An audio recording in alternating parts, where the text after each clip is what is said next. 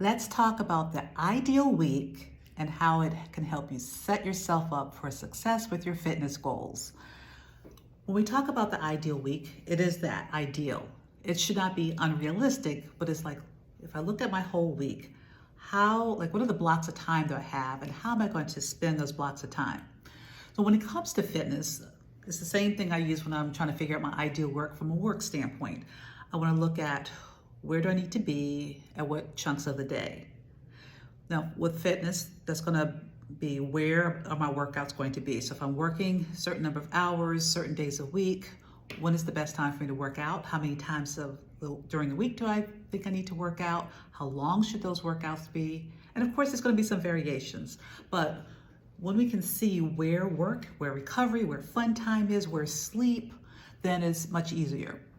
So with my ideal week, I made sure that I made a block of when I would do food prep. I'm not a fix a bunch of things on Sunday and eat them all week type of person because I just don't want to eat something on Thursday that I fix on Sunday.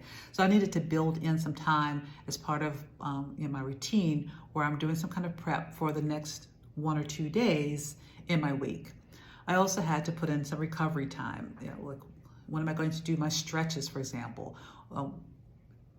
When am I going to get to bed? That's a big one for me. What time do I start getting ready for bed? What time do I actually get in bed? So there's a lot of different ways you can do the ideal week. And again, it's a template.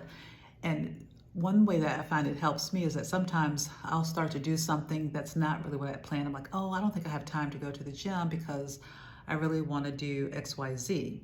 Well, I'll look at my ideal week and I'll say, oh, actually I have time to do X, Y, Z tomorrow because that's my time. That's like my free floating time. So let me stick with my gym plan for today. Right.